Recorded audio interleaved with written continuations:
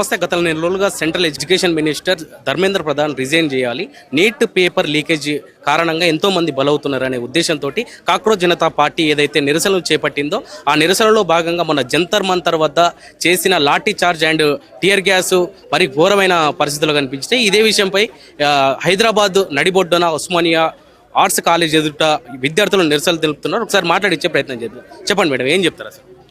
చాలా శాంతియుతంగా జరుగుతున్న పోరాటంలోకి వచ్చి అనవసరంగా లాఠీ చార్జ్ చేయడం, టియర్ గ్యాస్ చేయడం, మహిళల పట్ల అసభ్యకరంగా ప్రవర్తించడం, వృద్ధులను కొట్టడం, చిన్న చిన్న 8-9 ఏళ్ల పిల్లల మీద కూడా వాళ్ళు లాఠీ చార్జ్ చేయడం అనేది చాలా అనవసరమైన చర్యగా అనిపించింది. మాకు చాలా కిరాతకంగా వాళ్ళు ప్రవర్తించినట్టు అనిపించింది.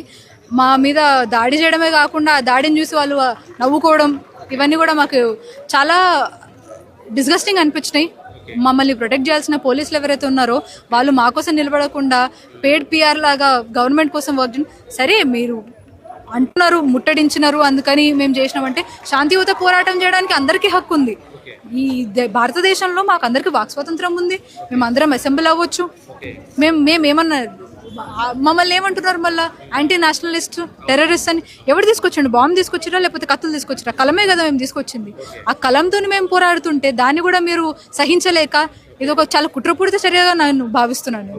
మిమ్మల్ని నీట్ ఎగ్జామ్ స్పెల్లింగ్ కూడా తెలియని వాళ్ళు కూడా జంతర్ మంతర్ వద్ద నిరసనకు వచ్చిర్రు అని చెప్తున్నారు. దీనికి ఏం చెప్తారు?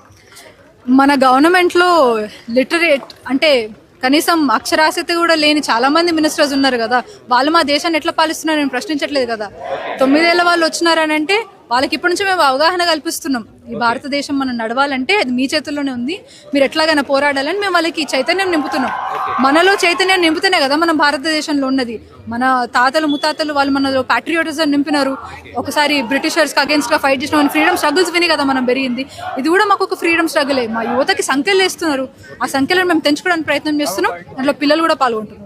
రైట్ మేడం, మీరు ఇంత శాంతియుతంగా నిజంగా శాంతియుతంగా ధర్నాలు చేస్తున్నారు, నిరసనలు చెప్తున్నారు, అయినా కూడా మిమ్మల్ని ఆమ్ ఆద్మీ పార్టీ వెనకాల నుండి నడిపిస్తుంది అని అంటే ఏం చెప్తారు? ఇప్పుడు ఎప్పుడైతే అకౌంటబుల్ ఉండలేమో, మనం సమాధానం ఇవ్వలేమో అప్పుడు మనం కట్టుకథలు అల్లుతూ ఉంటాం. ఇది కూడా ఆ కట్టుకథల్లో ఒకటి. మాకేం సంబంధం అండి? ఇప్పుడు ఇక్కడ మీరు చూస్తున్నారు, ఏదైనా పొలిటికల్ పార్టీ జెండా ఉందా? లేదు. మేమందరం యువత అనే ఏకైక ట్యాగ్ పట్టుకొని మేము ఇక్కడికి వచ్చినాం. మాకు ఒకటే ఒక డిమాండ్ ఉంది, మా చదువుకునే హక్కుని మా చేతుల్లోంచి తీసేసుకోకండి, మాకు సంఖ్యలు లేయకండి, మేము మాట్లాడతాం, మా గొంతిప్పుతాం, మా మాట వినండి, అంతే. అకౌంటబిలిటీ లేకనే సెంట్రల్ గవర్నమెంట్ దగ్గర టియర్ గ్యాస్లు కానీ లాఠీ చార్జీలు చేసిరు అని చెప్పొచ్చా మేడం? తప్పకుండా. అసలు అనవసరమైన ఎక్స్పైర్డ్ టియర్ గ్యాస్ తెచ్చినారండి. కనీసం అంత బడ్జెట్ కూడా లేకుండా ఉంది మన భారతదేశంలో గవర్నమెంట్. లాఠీలకి మేకులు ఉచ్చి కొట్టడం అంత అవసరం ఏముంది అసలు? నాకు అర్థం కాదు. మన భారతదేశంలోని విద్యార్థులే కదా, వాళ్ళు అడిగేది కూడా మన భారతదేశం ఎదుగుదల కోసమే కదా. దానికోసం అసలు అట్లా కొట్టడం ఏంది? మహిళల్ని ఎట్లా పడితే అట్లా ముట్టుకోవడం ఏంది? వాళ్ళ బట్టలు చింపడం ఏంది? ఇదేనా మన రక్షక భటులు చేసే పని? గత నెల రోజులుగా మీరు ఎంతో శాంతియుతంగా నిరసనలు చేస్తున్నప్పటికీ సిజేపీ పార్టీ కానీ విద్యార్థులు కానీ చాలా శాంతియుతంగా ధర్నాలు చేస్తున్నప్పటికీ కాంగ్రెస్ పార్టీ కానీ ఇతర ఏ పార్టీలు పట్టించుకోలేదు.